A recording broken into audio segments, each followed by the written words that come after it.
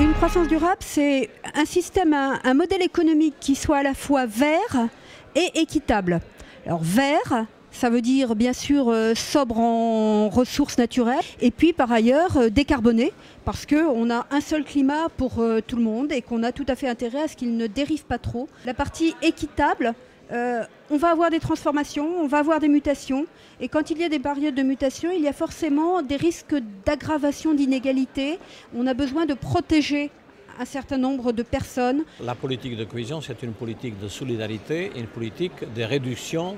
des écarts de revenus entre les populations. Donc on doit aider en priorité les régions qui en ont plus besoin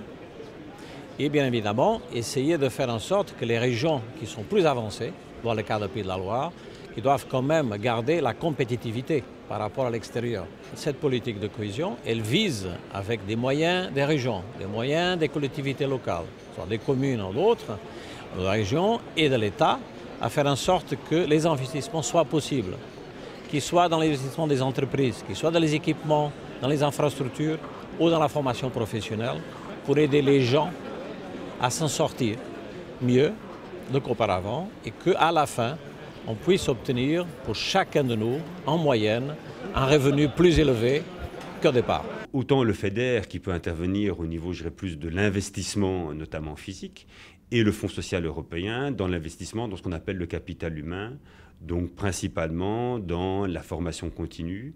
dans la formation professionnelle, qui allait être là pour aider les États membres à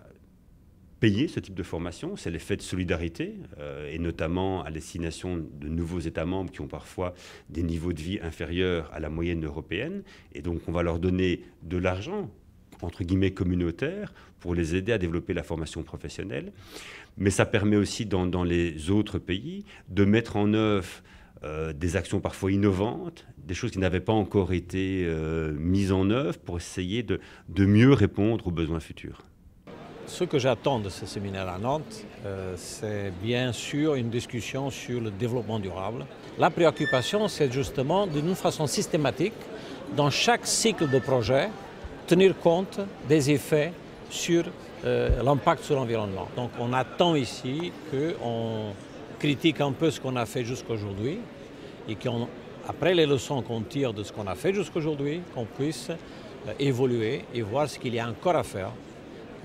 de bon, bien évidemment, pour cet objectif qui est celui d'être respectueux de l'environnement, respectueux des gens et surtout créer des emplois stables.